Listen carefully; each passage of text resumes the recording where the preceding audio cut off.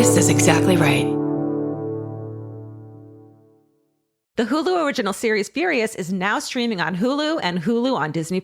Starring Emmy Rossum as Alice Black, Furious follows a rookie FBI agent on the hunt for Catherine, played by Lola Pettigrew, a mysterious and calculating female serial killer. While Alice upholds justice, Catherine kills for it, terrorizing the rich and powerful men of New York in her pursuit of vengeance. With secrets that change everything, Alice discovers there's a thin line between hunter and prey. Watch the Hulu original series Furious. Now streaming on Hulu and Hulu on Disney Plus for bundle subscribers. Terms apply. Goodbye. New beginnings are exciting, especially when they come with 4 wheels. If you're shopping for your next car, start your search with Cars.com. Cars.com has the tools and expert advice to help you find exactly what you're looking for. With more than 2 million new and used vehicles nationwide, it's easy to search, compare, and find the right fit for you. Cars.com is there when you're dreaming, planning, or ready to embrace the new. Start your search with Cars.com. Where to next? Goodbye. The best time to think about home security is before you need it. That's exactly why there's Simply Safe. Traditional home security only alerts you after a break-in has already happened, and that's too late. Simply Safe is changing that. Simply Safe's US-based live agents identify threats on your property and help deter them so intruders never get to your house. The system is customizable so you can build one that fits your home and your specific needs. The 24/7 professional monitoring is effective and affordable and won't lock you into a long-term contract. I think that's what's so scary for so many people is that long-term contract. And like, whatever turns out you don't like it or need it, but they don't have that because they know you'll like it and you'll know that you need it and feel so much safer when you have it. Like at this point in my life, I would never go without a security system on my house. I just feel safer with actually having Simply Safe around. There's a whole staff at Simply Safe that's waiting to talk to you and help you out. Right now, you can get 50% off your new system by visiting simplysafe.com/MFM. That's half off at simplysafe.com/MFM. There's no safe like Simply Safe. Goodbye.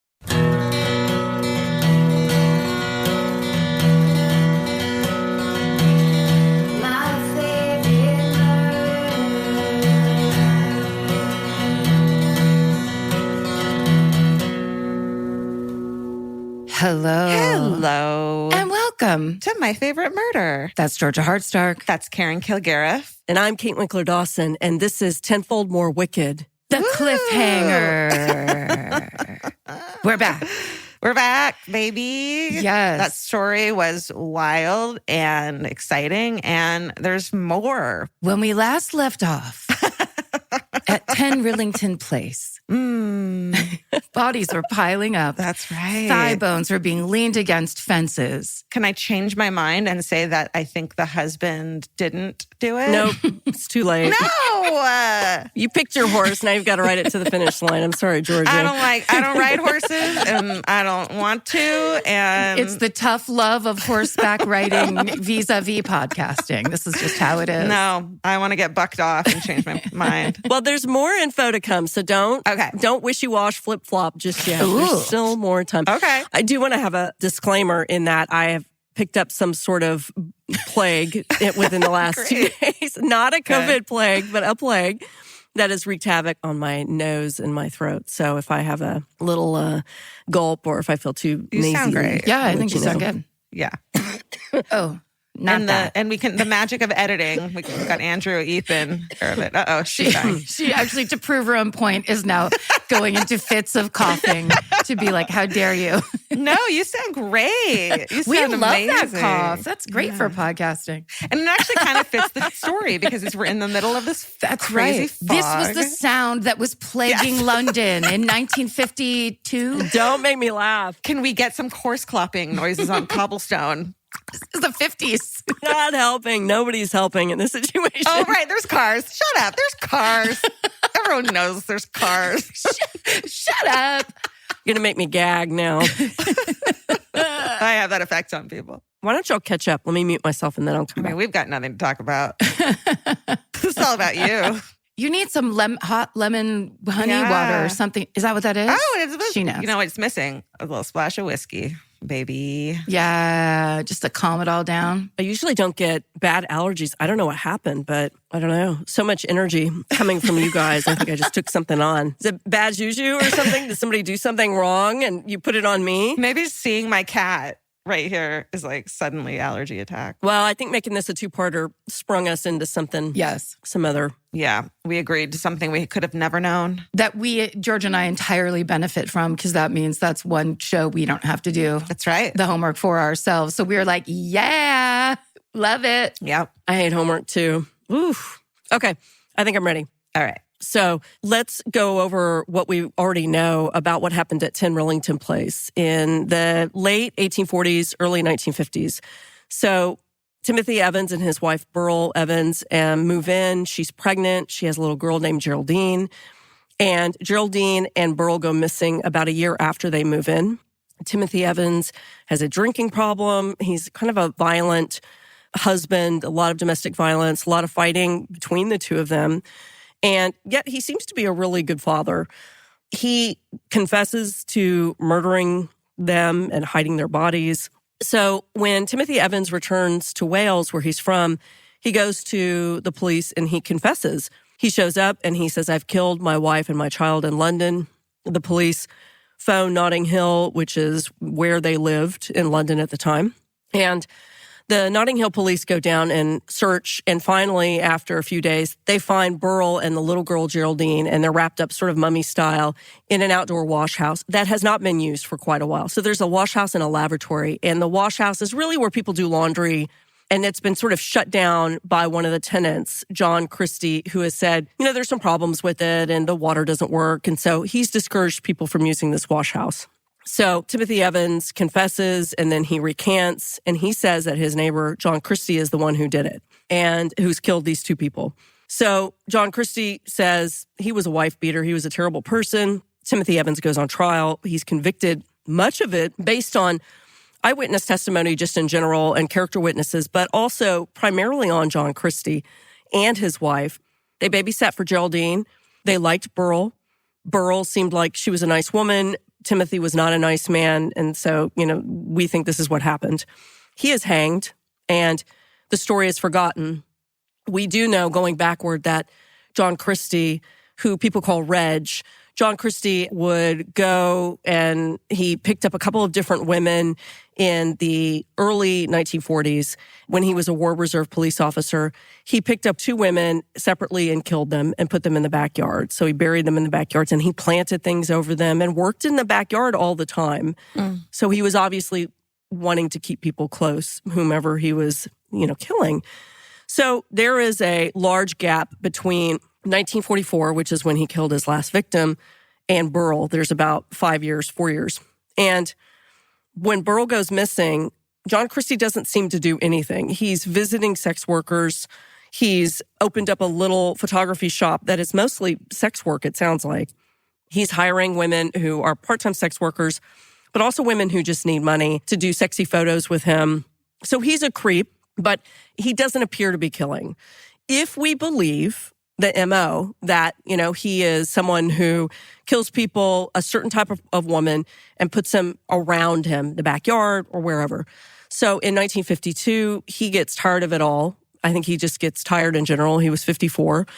And he quits his job in December, and then he strangles his wife, Ethel, who was continually getting on his nerves. He pulls up the floorboards in the parlor. He puts her under the floorboards. He gets several keepsakes, and it seems like he is ready to transition into something in his life. Mm-hmm.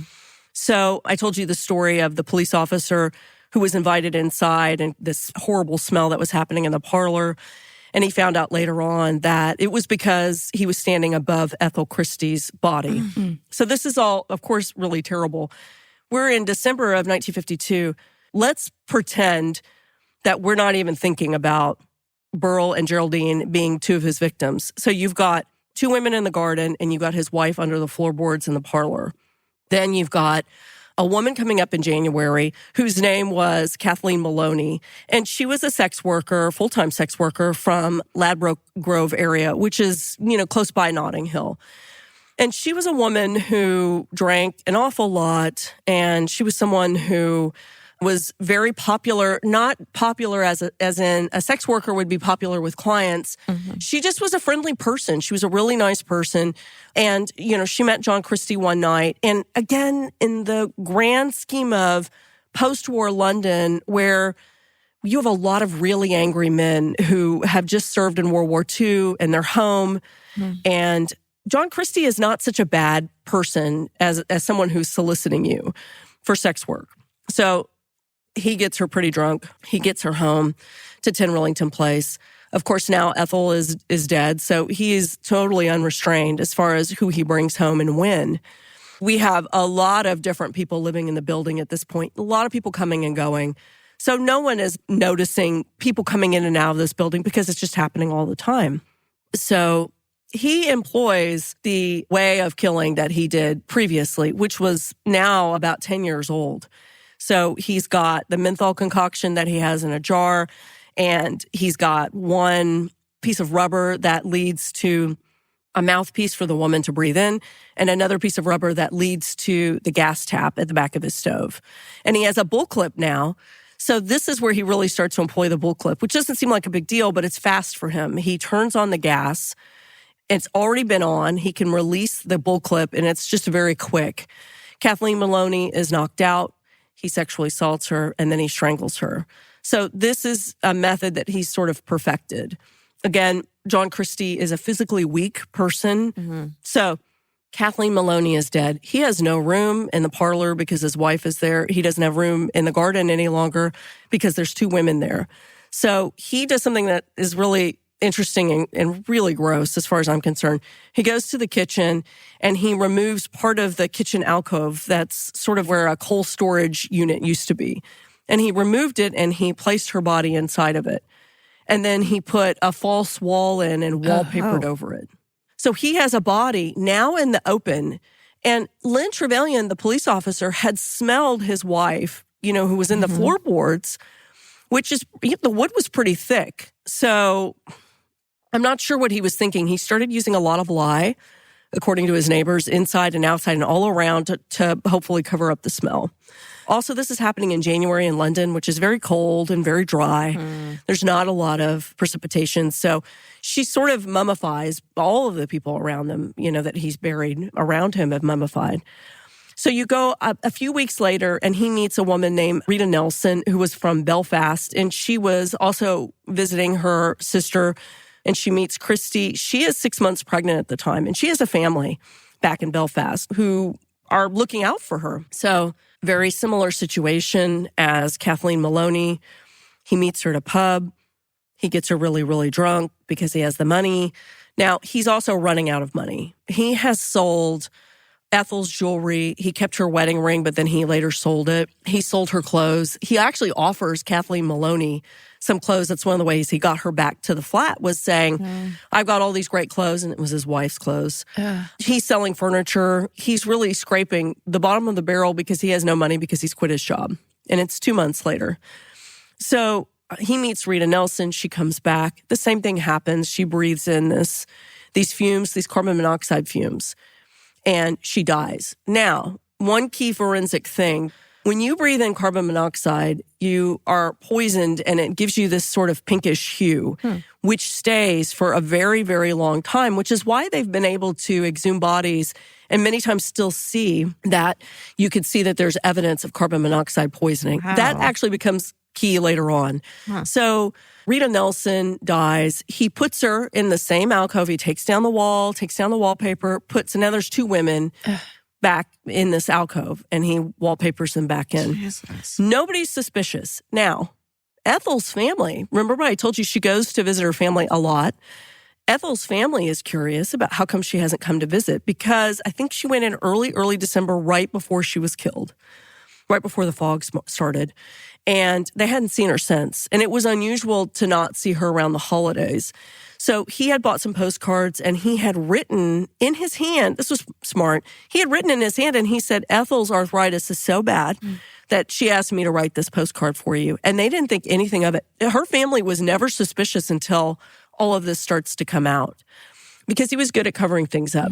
Yeah, but now he's like tying himself directly to it by name, right? Which is really bad. It's totally reminding me of the H.H. Holmes story in Chicago. But also just the idea that you could put someone behind a wall, but it's in your kitchen. Yeah. He's keeping them so close. Yeah. Extra creepy. What do you think that means? In y'all's experience, hearing, more stories than I've probably ever heard, is that some sort of sadistic, weird thing for him? Or is it a practical thing? I think practical. Like, you're in a crowded city, and I'm sure there's police patrolling the streets at night, especially if you're in a bad neighborhood like that. I don't think it'd be easy to secret a body out of there. I totally agree. And then also I think there's that, like, it's ownership and control. Right. It's essentially, it's totally more convenient, but it's also like, it's the ultimate trophy to keep. Yeah. You know what I mean? It's just like, I did this, that creepy serial killer thing. Yeah.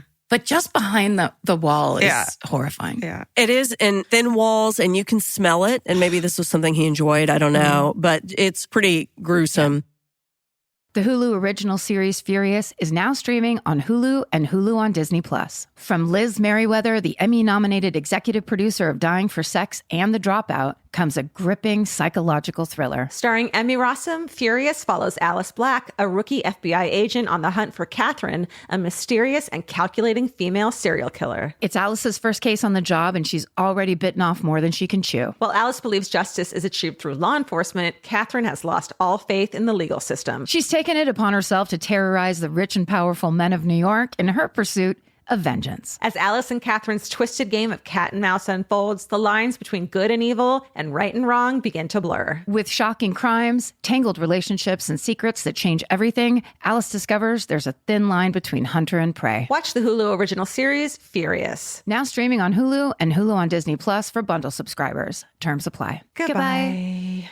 In the summer, healthy habits are easy to keep. Until you leave the house. You walk out the door, and the next thing you know, you're barefoot and feral in a gas station candy aisle. That's why Kachava makes it easy to maintain your routines. Kachava is an all-in-one nutrition shake, and now it comes in new travel packs. Every packet gives you a simple shake with protein, fiber, vitamins and minerals, greens, probiotics, omegas, electrolytes, and more. They're easy to toss into a bag, easy to take on the road, and a simple way to stick with your normal wellness habits, even when your schedule changes. Man, that Kachava matcha in the individual packs is like my dream snack. It's exactly what I need and want in between the not great meals I'm eating for lunch and the snacks I would have had anyways that are terrible for me. Like, this is something I feel like I'm treating myself when I take. You're treating yourself to vitamins, fiber, all these things that your body really wants and needs and kind of craves that it does seem like it takes a big effort to get. So now you're getting it all in one packet and in a little drink you like. Take your daily ritual with you. Go to Kachava.com and use code MFM for 15% off your first order. That's Kachava, KACHAVA.com, code MFM. Goodbye. Capture your favorite summer feeling with Pandora Jewelry. Discover a collection inspired by the sunshine, freedom, and unforgettable moments that make the season so special. Whether you're planning a weekend getaway, gathering with friends, or simply soaking up every sunny day, Pandora Jewelry offers meaningful pieces designed to celebrate your unique story. From sun-kissed metals that catch the light beautifully to personalized pieces ready to be engraved with your summer mantra, every detail is crafted to help you express yourself with confidence and style. Explore charms, bracelets, rings, necklaces, and more, thoughtfully designed to complement every adventure and occasion. Each design moves with you, from beach days and road trips to rooftop dinners, golden nights, and every memory in between. Layer your favorite looks, mark life's meaningful moments, and create lasting reminders of a season you'll never want to forget. Find the pieces that reflect who you are and where this summer takes you. Shop Pandora Jewelry's new summer collection in-store or online at pandora.net and let your summer unfold. Goodbye. So the last person is a woman named Hectorina McClellan, and she went by Enon. So she was living in London with her boyfriend, and he met both of them at this cafe and befriended both of these people. And he invited them both back because he was saying that he was going to have a room to rent. And so they both went back and they checked out the room, and he actually said they could spend the night. And he said he preferred that they slept separately because they weren't married. And so Alex Baker agreed. Ina did too, I guess. And this was, I think, the first time he was really trying to draw someone in who was not easily drawn back to his house. So he asked Ina to come back and to have a discussion with him without Alex about the price of the rent. She comes in, he offers her a drink, she has some drinks. Finally, she becomes inebriated and she dies and he sexually assaults her. And now there's 3 people in the alcove. Mm-hmm. So to recap, 2 in the garden, 1 in the parlor, and then 3 in the alcove. So, now we're up to 6. And he's running out of room, and I think he realizes he's running out of room. Now, again, Ina has someone who cares a lot for her, and Alex comes back and starts harassing John Christie and says, "Where's my wife?" or "Where's my girlfriend? I don't understand what's happening." And he said maybe she ran off, and he was really trying to put him off. But I think that John Christie was really becoming aware that things were going to be falling apart. He was running out of money. He was running out of space. People could be suspicious. And he was getting a little sloppy about who he was picking. Also, he has all these bodies buried in his house, and then now he's inviting people to the house. Yeah. Like, I don't really understand that. And maybe you guys have some input too. I don't understand inviting a police officer to come in. Right. And he was very brazen about it. And he had a quick response. He was a smart guy. Everybody knew he liked to take things apart like watches and put them back together. He was very bright. He sounds cocky, and he sounds like he's getting cockier because taking in a sex worker, who no one in her life can connect that specific guy to her is one thing. And it's like, why sex workers get preyed on is because of the anonymity. But then you're bringing home a couple. The boyfriend could just go to the cops and be like, well, we spent the night at this creep's house and now he's being shady. Or he can be ID'd. Yeah. Right. Or this guy sent us postcards supposedly in our missing daughter's name. He's getting cocky, or he wants to get caught. Or it's just the classic psychopath thing. They think they're the smartest person in the room always. Right. They think they're like, he has gotten away with it, so he's right to think it in a way. But at the same time, they're always about pushing the boundaries. You're standing here in basically a morgue, and I'm the only one that knows it, and I'm the one responsible for it. Like, he's this creepy little god in his world. Yeah. He needs people to be there to up that feeling. Like, once you do it once, then it needs to be that plus, right? Yeah. Every time. I think you're both right. And as the story goes on, you'll see a lot more evidence of all of that stuff. So in 1953, he is officially out of room. It's March. And he decides it's time to go. He has had enough of all this. He needs a different life. It's unclear what his plan was, but his plan was to leave. And so, again, I need a comment about this. He sublets out his apartment. No. He does. He brings a couple back. And he gets, I think it's about £7, which is a great price back in Notting Hill in the 50s. He has the couple look around and they make an agreement.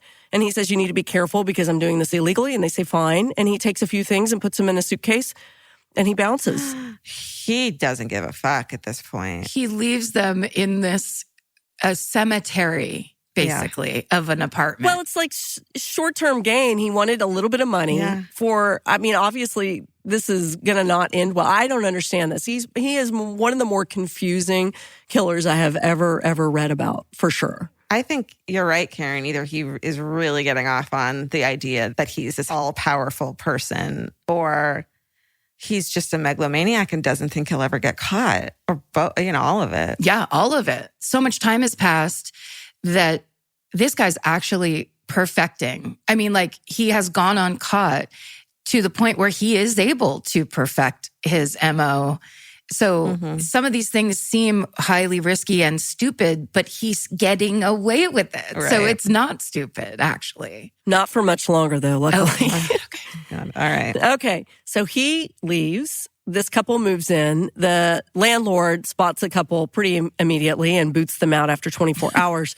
So his secret is actually safe for a little while. Now, he checks in to what I would call as a senior citizen hostel, like pensioners living in London. And he uses his real name. So he signs up under his real name and he gets a room and he stays in London. So he could have left, but he stays in London. He goes to cafes. He hangs out.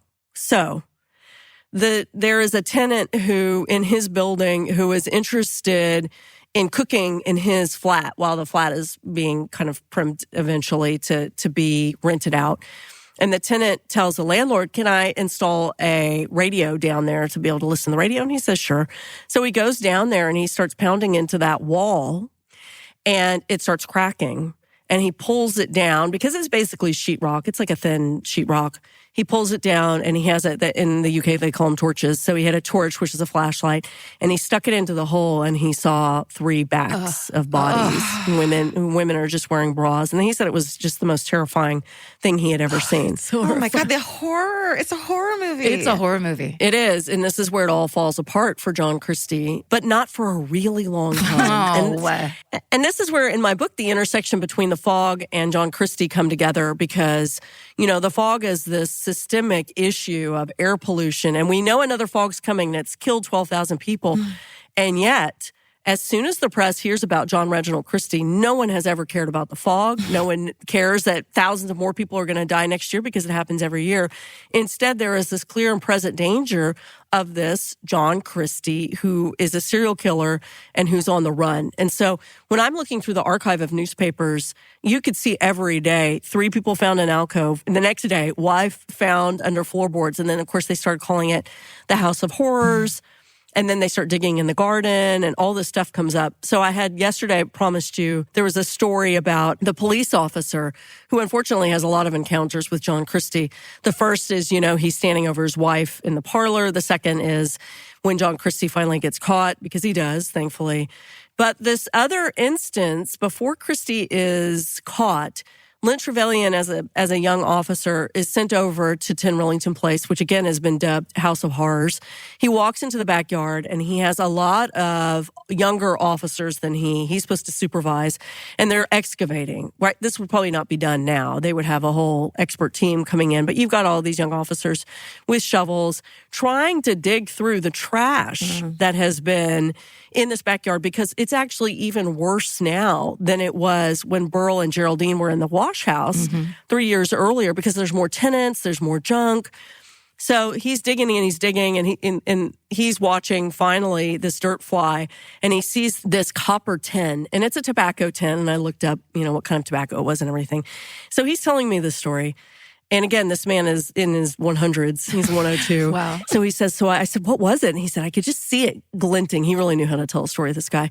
So he's like, I could see it glinting. And I walked over and I picked it up, and it's a small tobacco tin. And he said, I opened it up, and there were more pubic hairs inside than you could ever imagine. What? I was going with teeth.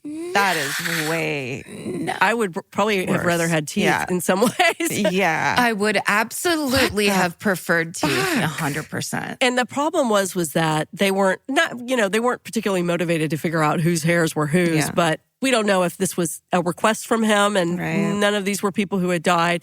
It probably was Ethel's, for sure, his wife, and he had buried it. What the question was whether or not were there more bodies based on the pubic hairs, and there was just no way to tell.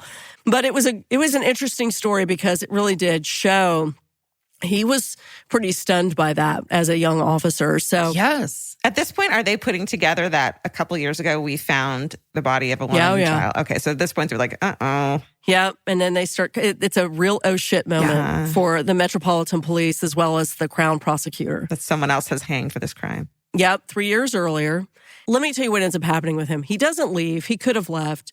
So if we thought the Gabby Petito and Lacey Peterson case brought a lot of tips and clues from the public, this is 20th century type of clues. They were sending in snail mail by the hundreds and then thousands of clues to where John Christie was, because now you have the serial killer who's on the run for 1 week and then 2 weeks in London. People are spotting him all over the place. Someone said, he's my crossing guard. He's my kid's crossing guard. I can tell by his hands.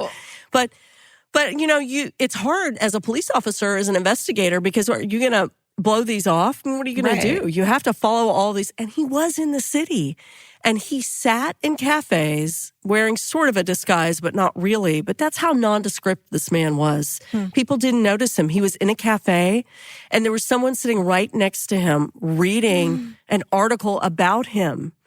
And so now What do you think that means? I mean, why would he not just leave? He could have been in Scotland. He could have gone a million different places, Wales, anywhere where maybe people wouldn't have noticed him. Why would he stay? Yeah, because back then you could just disappear. You didn't really need identification. He could have been gone forever. So he had to want to get notoriety and get caught and stuff, right? And to see the world kind of freak out about his taking of lives repeatedly and getting away with it repeatedly. I mean, like, that's a real debacle and a circus that he caused, which he loves. Also, I wonder if he still had the photography studio. Did he get rid of that? No, I think he had. Well, you know what? That's a good question. It was rented, and I assume he had to let it go when he was going quit broke. His job. Yeah. You know, that was the hard thing, was that I don't know what he was thinking when he quit his job. He didn't tell Ethel because she had just written a postcard to her sister, and she didn't say anything about quitting a job. And I think she would have freaked out on him. So I don't know what the master plan was, if he was just giving up, but he absolutely had to have known that he would have been hanged if he got caught. So here you go. It's 3 weeks. And then, it is all points bulletin. It is the craziest list of tips to come in from psychics. Oh. And everybody on the planet was writing in. It was like, where's Waldo? Trying to find John Christie.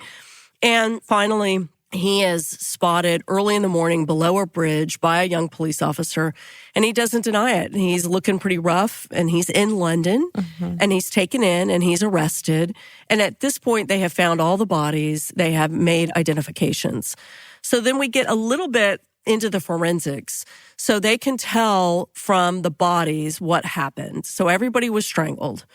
So the 3 women who are in the alcove all have carbon monoxide poisoning, which we expect because that's what he did. No carbon monoxide poisoning with Ethel. And of course, we can't tell from the women in the garden because they were skeletonized by the time that the coroner got a hold of them. So he's arrested, and he's not really saying anything right now. He has a public defender, and the Crown prosecutor is, assessing the case and trying to figure it all out. And the prosecutor is really nervous because this seems like someone who's a lunatic, and he is afraid that Christie is going to try to have an insanity defense. And that was a very real possibility, because could a sane man ever do this? Right. And of course, the answer is yes. Of course, sane men do this. So Christie is interrogated about Burrell and Geraldine. So here's the thing about Burrell and Geraldine. They do not have carbon monoxide poisoning. So that would be a check mark in the Christie did not do it, Evans did do it category, I think, because that was generally his MO. I mean, I think that Ethel was a little bit of a spur of the moment. Maybe they got into a fight. She didn't have carbon monoxide, but everybody else had been. And of course, you remember they didn't do a sexual assault test because it was a domestic violence issue. So we don't know anything about that. So they start saying, the Crown prosecutor says, you killed Burrell and Geraldine. And he denies it at first, and then he confesses. And this is the problem with the theory of whether or not John Christie, which everybody on the planet has believed for years, that John Christie was the one who killed Geraldine and Burrell, because no one believes that there could be a serial killer and another killer living under the same house at the same time. Yeah, right. So Christie confesses. That's the big evidence, is one, it's inexplicable 2 killers are living in the house and don't know it at the same time. And number 2, that this man would confess he said he did it. I'm wondering, okay, here's my theory. Can I quickly say? Here we go. No, let's do it. He was an alcoholic, right? And so he probably would get blackout drunk. Maybe he woke up one morning, went out to the washroom, saw the bodies of his daughter and wife, and was like, I must have done this in a blackout. I am so guilt-ridden because it's so out of character, because he actually didn't do it and wouldn't do it, that he confesses to it because he's so horrified by it. Yeah. When in actuality, he just put those pieces together based on, seeing the bodies. Yeah. Yeah. What do you think, Karen? That sounds very logical to me. Also, I think that idea, like, just from learning based on what you've told us, but like the idea of basically a whole generation of men that are suffering basically from PTSD and all the kind of after effects of that. So maybe this like the drinking and the violence were a thing that he was constantly struggling with, that the fact that it escalated like that, and that both he and his wife were fighting, like the idea that the wife fights back, that's just, it's like the progression of that kind of domestic violence sickness in the household, that it would make sense to him once he saw those bodies, like, this is what this has progressed to. And I'm sure there was plenty of blackouts before maybe that night. I'm completely in that. I like that theory a lot. Okay. We can put that. We can make a column for that. Uh-oh. No, I just have more stuff to tell you. Okay, great. No, I like guessing along the way. No, but I love this theory because I had not thought of that theory before. I haven't. So the pathologist, let's talk about Burl. And this is a little bit where you have to speculate. And I know that, you guys are not good at speculating at all. So I'll just lead you through it. You don't have to say anything during this section. We're great at that. So I looked at the coroner's reports and as well as the photos, Burl's photos. And whomever killed her hit her so hard that her upper lip touched the top of her nose. So I sent that report because I read what the pathologist said about when he thought that happened. And he said 45 minutes to an hour before death. So I sent that to two modern pathologists, both in Chicago, and they agreed. They said, yeah, you could kind of tell by how big it is and like the amount of blood and how it would have clotted, blah, blah, blah. Now, I'm trying to think this through, and you guys can tell me what you think. My thought was that John Christie has never hit anybody before. He whacked a woman with a bat, but that's just not part of his thing. He's never really hit a woman before. Now, Timothy Evans has. I am thinking that if John Christie does hit Burl Evans in the face an hour before he kills her, how has nobody heard screaming or, I don't know. It just seems odd because I could see Timothy Evans and Burl getting into a physical fight because they did that often and nobody really hearing it or people dismissing it. But I can't see Burl taking a hit from John Christie and not reacting in some way that people could hear or something. It's just out of character for him and kind of for out of her too. So what do you guys think about that? What about the possibility that Timothy Evans does hit his wife in the face and she goes down to the neighbors? Is that what you're thinking? I'm totally thinking that, like, she goes, they get in a normal fight, but he hits her really hard this time. And she's like, fuck this, takes the child, goes downstairs to the very respectable downstairs neighbors who babysit for her sometimes. And he's a cop and I'm finally done with this shit. And this is, she actually is going right into the spider's web. And Timothy gets drunk and blacks out and doesn't really know what happens next, except for that he knows his child and wife are dead, which would be such a horrifying, if that is something he actually witnessed. I mean, wouldn't you just freak out? Well, you got to imagine that he wakes up the next morning. Let's say he didn't do it. He wakes up the next morning. He's like, where are my wife and kids? He looks everywhere for them, can't find them. Looks in the backyard, looks in the washroom that no one ever uses, is frantically looking for them. And so would find them because he's looking harder than would he normally would for in the backyard. You guys are smart. I know, right? Really? It's excellent. It's excellent speculating. And that's a professor saying that, everybody. That's not just another armchair quarterback in true crime. I didn't say I was a good professor. Okay, let's continue because there's more evidence. So then we talk about the confession. So Christie confessed. Now, he never confessed to Geraldine. So he said he went up in his confession. He went up, he saw Burl. He tried to gas her, but he said he turned on the gas tap and the room filled with gas. And everyone, even the most naive police officers on the force, said there's no way that happened. It wouldn't have killed her the way that he was describing it. And he would have died too. And it was clearly kind of a made up story. And he said, I did not kill Geraldine. And he said, I don't kill kids. So here's where the confession is a problem. Neither of these men is reliable in any way. They both confessed and recanted and confessed and recanted. They're both liars. They were both violent. So it's hard to figure out who to believe. What I do know is that Christie confessed to a murder in Windsor when he wasn't even there. And his defense attorney said, we're going to throw the whole kitchen sink at him and see if we can get an insanity defense or the insanity plea to save his life. So I don't buy the confession at all. And of course, you guys know, I'm sure at this point, that the Innocence Project says a very large majority of people who are wrongfully convicted are convicted because they have a false confession. And it's not necessarily because the police have done anything to get that out of them. They're scared. And innocent people do hire attorneys. Yes. They just do. Don't let anybody tell you otherwise. They hire attorneys.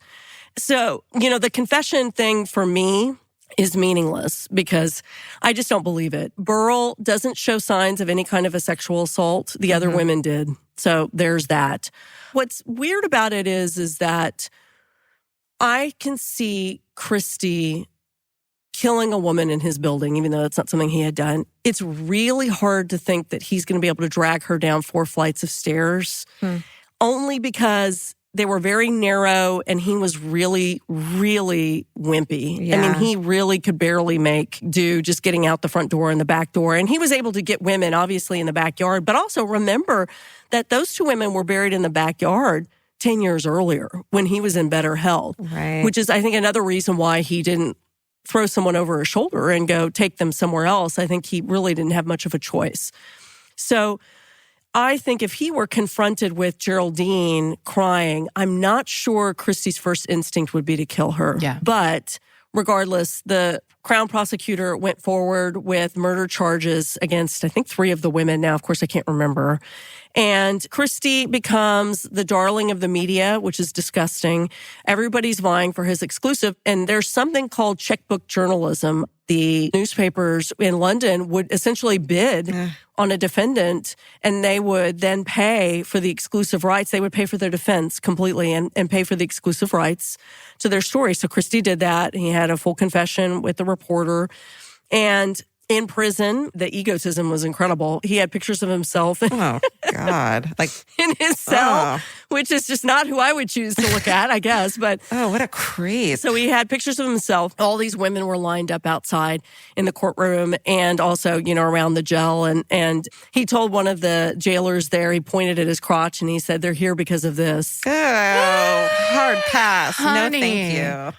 Honey, no, honey. So he was finally getting the attention that he thought he deserved, which I think, is that surprising to either of you? No. Probably not. And I think it lines up perfectly with not leaving, with basically just kind of being in the mix here and in feeling the renown and the fame of evil doing. And he was kind of right in that way where it's like, and then once you're known, then you're the name on everyone's lips. People like that don't know the difference between positive attention and negative attention, and they don't care. So it's just like, it's attention. That's all that matters. Like, feed the beast. Yeah, it's pretty gross.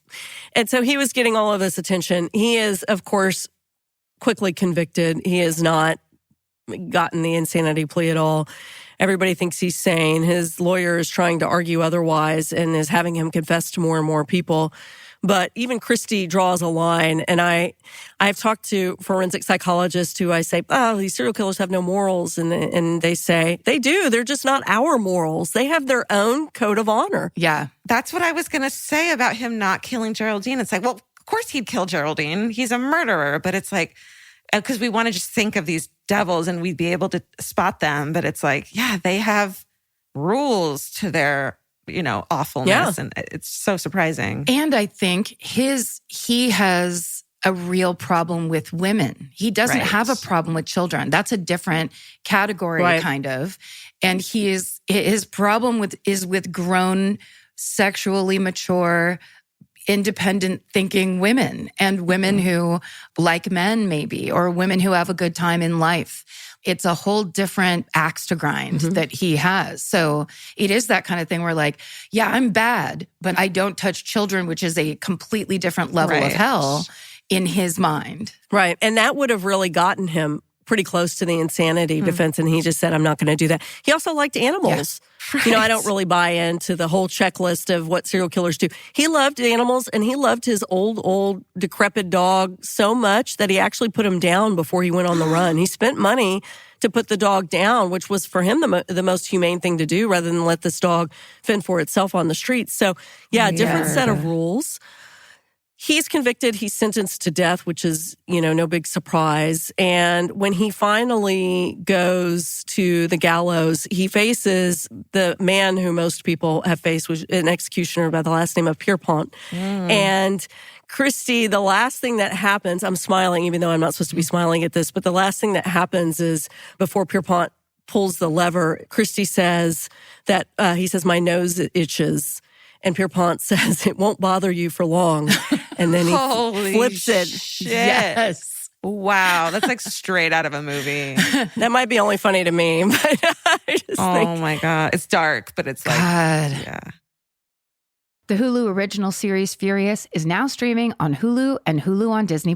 From Liz Merriweather, the Emmy-nominated executive producer of Dying for Sex and The Dropout, comes a gripping psychological thriller. Starring Emmy Rossum, Furious follows Alice Black, a rookie FBI agent on the hunt for Catherine, a mysterious and calculating female serial killer. It's Alice's first case on the job, and she's already bitten off more than she can chew. While Alice believes justice is achieved through law enforcement, Catherine has lost all faith in the legal system. She's taken it upon herself to terrorize the rich and powerful men of New York in her pursuit of vengeance. As Alice and Catherine's twisted game of cat and mouse unfolds, the lines between good and evil and right and wrong begin to blur. With shocking crimes, tangled relationships, and secrets that change everything, Alice discovers there's a thin line between hunter and prey. Watch the Hulu original series, Furious. Now streaming on Hulu and Hulu on Disney Plus for bundle subscribers. Terms apply. Goodbye. Capture your favorite summer feeling with Pandora Jewelry. Discover a collection inspired by the sunshine, freedom, and unforgettable moments that make the season so special. Whether you're planning a weekend getaway, gathering with friends, or simply soaking up every sunny day, Pandora Jewelry offers meaningful pieces designed to celebrate your unique story. From sun-kissed metals that catch the light beautifully to personalized pieces ready to be engraved with your summer mantra, every detail is crafted to help you express yourself with confidence and style. Explore charms, bracelets, rings, necklaces, and more, thoughtfully designed to complement every adventure and occasion. Each design moves with you, from beach days and road trips to rooftop dinners, golden nights, and every memory in between. Layer your favorite looks, mark life's meaningful moments, and create lasting reminders of a season you'll never want to forget. Find the pieces that reflect who you are and where this summer takes you. Shop Pandora Jewelry's new summer collection in-store or online at pandora.net and let your summer unfold. Goodbye. Buying clothes is easy. That's why everyone's always doing it. But finding clothes you actually want to wear is the hard part. Get all your favorite elevated essentials at Quince. Quince specializes in effortless, high-quality essentials like ultra-soft organic cotton and premium Mongolian cashmere sweaters. They're beautifully tailored and built to last. And it's not just apparel. Quince also brings that same everyday elevation to everything they offer, from hotel-quality bedding and bath to kitchen staples, essentials, and thoughtfully designed furniture. They work directly with ethical factories, so you're paying for quality, not brand markup. It's so true that they have wonderful items that aren't just clothes. I have like 3 of their 100% mulberry silk pillowcases. I've bought throws from there. I've bought bedding from there. And it is just as great quality as their clothes and super affordable. Upgrade your everyday. Download the Quince app for app-exclusive offers or go to quince.com/MFM. Get free shipping on your order and 365-day returns. Now available in Canada and the UK too. QUINCE.com/MFM. Goodbye. So this causes all hell to break loose in Parliament because of Timothy Evans, because, oh my gosh, did we convict the wrong man and hang the wrong man? Because no one could believe 2 killers were living in the same house at the same time. They do a quick little retry and still find him guilty. Now, he was found guilty of killing his wife only, Timothy Evans, not Geraldine. They had to choose one. Right. So they picked Burl. I think because they thought for some reason it was going to be easier to prove. So they still find him guilty. And about 12 years passes when there is another reexamination of the case by a guy named Judge Daniel Braben. And this is called the Braben Report, which is pretty interesting if you're into super old crime depositions and such. So he retries the whole thing. And he comes up with, to me, the most bizarre theory. And I'm just going to say it, and you guys can just tell me what you think. He thinks that Timothy and Christie were working together. No. And that Timothy killed his wife and Christie killed the little girl. Why? Oh, like a strangers on the train exchange of you kill my relative and I kill your relative? I think that he believed that something happened between Tim and Burl, and he killed her, and Christie was trying to be helpful because the men were sort of friendly. And he knew that the little girl was going to cry and cry without her mom because she was still breastfeeding. And, and also Burl was pregnant at the time. And so Christie was trying to be helpful and killed Geraldine, which makes zero sense. Whoever killed one killed the other. No. I think I don't believe this theory, but I think it's more likely that there were two murderers in a building than it is that they were working together. Right. I do still think Christie killed little Geraldine, not because he wanted to kill kids and because he was into that, but because that was a necessary thing to do after he killed her mother. Yeah. It's interesting to hear so many different points of view because you guys have brought up a couple of things I hadn't thought of about him being a professor. Oh my God. A+ for us? The dropouts get an A+? God. Again, maybe not a good professor, but yes, you could say that. It only took us 6 years to get a theory right-ish, maybe. Now, let me tell you what happens when Braben makes this decision. Timothy Evans is exonerated. He was exonerated for killing his daughter, but not his wife. So it's all very confusing. This has been gone over about 1 million times in the UK. Timothy Evans's family has been given money by the UK government because of a wrongful conviction. And, they have maintained his innocence. I'm not sure if his sisters are still alive, but probably about 10 years ago they were. And there was a big push for them to fully investigate this. I don't know how they would be able to do that 70 years later. But his half-sister was given compensation because of the posthumous pardon. Wow. Lots of books and movies. Timothy Roth, who I love so much, plays Christie in the latest kind of BBC iteration of it. So I will tell you, I feel fairly certain that Tim Evans killed his wife and child. That's how I feel. Okay. And I was pretty much the only one, I think, until I read Burl Evans's younger brother, who was 13 when she and Tim were married. And he wrote a book, and he said in the book that he would go and visit when he was 13, and that Timothy was so violent with Burl that he would have to put his hands over Geraldine's ears just to cover it up. And this is like a month before she was killed. He said that Timothy was so incredibly violent and just a horrible person. He said, there is nobody in my family who believes John Christie was the one who killed her. He had no motive. Wow. And he said, and I think he was so drunk and so mad that he strangled Geraldine. There's a church right around the corner, you guys. If it were Christie, I think he would have taken her and just left her at the church. I mean, there's no motivation for Christie to kill this little girl. Yeah. I understand Burl, but Burl's brother just said Timothy Evans was a terrible person, and we had been afraid that this was going to happen, and it happened, and it was not John Christie. So it's a big mystery. It's a mystery. I mean, I don't know. I believe it too. I changed my mind. Well, because that's inside information, right? That's a person who has to sit there at the table where Evan's family is like, he could never.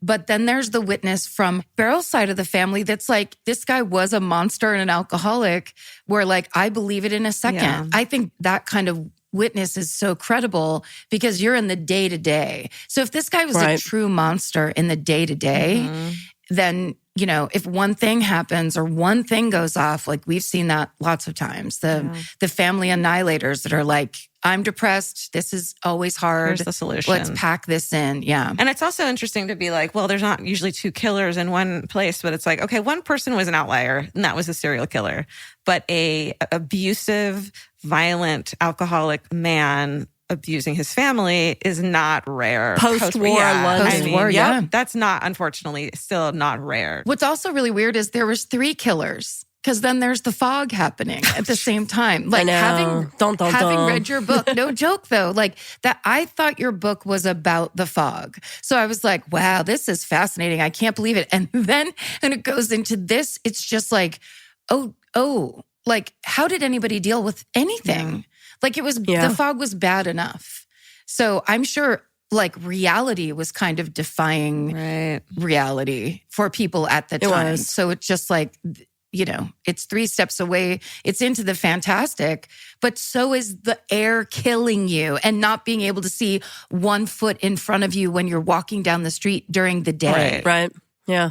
Yeah. It's a systemic issue that we have a problem with now, air pollution, dealing with. How do we even figure this out now? I can't imagine. I always say in these interviews that in the 50s, the Minister of Health had just declared that cigarettes were connected to, cancer and addiction. And he's sitting there chain smoking through the whole news conference. So that is 85% of the city smokes. Yeah. In 85%. Yep. I mean, they were like little kids smoking. For real. I mean, so, I think the bottom line with this case is, of course, we're never going to know. And that's maddening to me. I am not a big unsolved case fan. I really like a tidy conclusion. No one ever wants to think that a mother or a father could kill their child. And that's what I think it made it really hard, was he did seem like a good father, but you never know. And after reading her brother's book, I just thought, man, when I read he was violent, that was one thing. But when there's a 13-year-old kid sitting there frightened for his sister, and then she ends up dead, it just seems, people just couldn't believe it. No, and I totally understand that. It's self-protection, I think, in a way, to think that this is not going to happen in our society. It must be this serial killer. But as you said, this is not Bundy and Gacy living together in a condo. No. This is a serial killer who is living in a building, just like, with someone who is an abuser, just like probably 2 buildings down, there was somebody who was abusing his wife. It kind of does point to that, because when you were just saying the thing about air pollution, and it's a systemic issue, it's like, as is domestic violence, like that kind of thing, where if there are no services, if there's no one to call, if there's nowhere to go, then you have to stay in that apartment and keep on going to work, coming home, people drinking, people fighting, like the pressure just keeps building. And it happens a lot. And I think because families learn to keep secrets, it's actually probably much more common than most people know or think. So that idea that, yes, what was happening in this house, how could it be? And it's like, if people got real about the prevalence of domestic violence and substance abuse and how those things are tied together and how many people actually live with it, it wouldn't be as surprising, maybe. Well, I think, and also this really does come down to somebody like John Christie, who picked victims who were not represented well. Now, there were some of the women, the part-time sex workers he was targeting, had friends who were looking for them, but the police didn't give a shit. I mean, that. It's the same story. They did not care. Yeah. So they were dealing with gambling and, and Timothy Evans was a gambler too. I mean, there was a lot of check marks for him that I think got suppressed a little bit at trial, because they were really trying to make him come off a little bit like a dullard, a little bit like someone who was naive, who had been manipulated by Christie into thinking something. And so it's an enduring mystery that will always be talked about, I'm sure. I mean, it was one of the worst things to happen, certainly in that area. And 10 Rillington Place, of course, is no longer there. The whole street's no longer there. They bulldozed the entire thing. It's called Ruston Close now. Don't everybody go there, please. I'm sure those people need their privacy. But they had to mow down that whole area. Yeah. There was a movie that was made in the 70s that was really well known about Rillington Place. And after that movie, it was shot there. And after that movie, that was it. There was too much publicity. Yeah. So there's so much that comes up into this, racism from the Christies and poverty in that area, post-war poverty, women who have lost loved ones in the war and now have to do things that they didn't particularly want to do in order to raise their children, who then become victims. And, people who are fighting for them to be found, and the police don't pay attention. And then the police are undermanned to begin with. And there they are walking past thigh bones. It's a nightmare. So there's so much to me to learn from this story. And it is such a sad story to see it in different forms repeated over and over again. The only thing I can hope is that we just continue to pick up lessons here and there from these kinds of stories. For sure. So if you haven't read Death in the Air, The True Story of a Serial Killer, The Great London Smog, and the Strangling of a City by Kate Winkler Dawson, you simply must. And we should plug the new season of Tenfold More Wicked, which is coming up very quickly. Do you want to talk about that for 1 second, Kate? Sure. So this will be season 6. I just can't even believe it. It's like having a 6-year-old. So crazy. Yeah. I just get gray hairs with every season. I get more and more gray hairs. So season 6 of Tenfold More Wicked is very, very close to my heart. They all are, but this one especially, it's about a young woman who is found dead in Aransas Pass, Texas, which is next to a small town where I go to visit a lot with my family, Port Aransas. This is a story about a town during Prohibition, a very small town, about a wealthy family, and we're trying to figure out if someone got away with murder and what happened to this young woman who her family believed was perfect. And it was so much pressure for her that just something was bound to happen. And then it did. Wow. Amazing. And that comes out on the 25th of April. So make sure you rate, review, subscribe, all of those things. Yes. Kate, thank you so much for doing this with us. You are an amazing storyteller. That was just a delight to listen to you. Thank you. So I'll see you guys in like a couple weeks, maybe. Start all over again. Yes, exactly. Thank you, Kate. Thank you for having me. Thanks for being here. That was awesome. Bye. Bye. Elvis, do you want a cookie?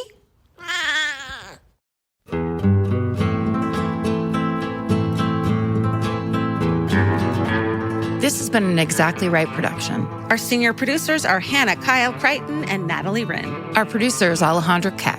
This episode was engineered and mixed by Andrew Epen. Email your hometowns and fucking hoorays to myfavoritemurder@gmail.com. Follow the show on Instagram and Facebook at myfavoritemurder and on Twitter at myfavemurder. Listen, follow, and leave us a review on Amazon Music, Apple Podcasts, or wherever you get your podcasts. And don't forget, you can listen to new episodes 1 week early on Amazon Music or early and ad-free by subscribing to Wondery Plus in the Wondery app. Goodbye.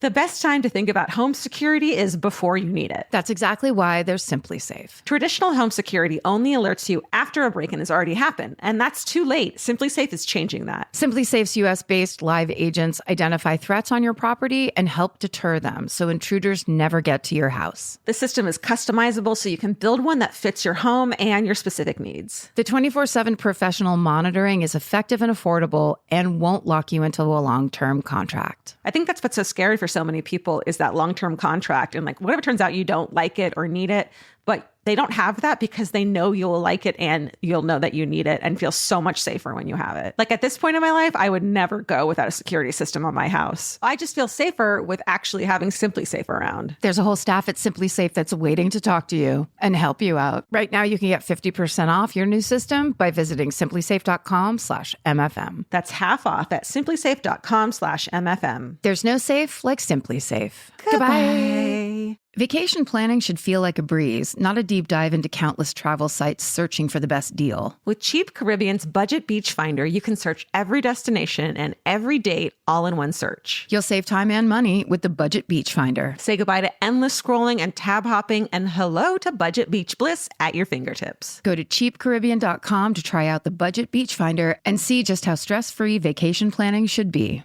Goodbye. You know that fantasy where you run into your ex while looking impossibly cute and wildly unbothered?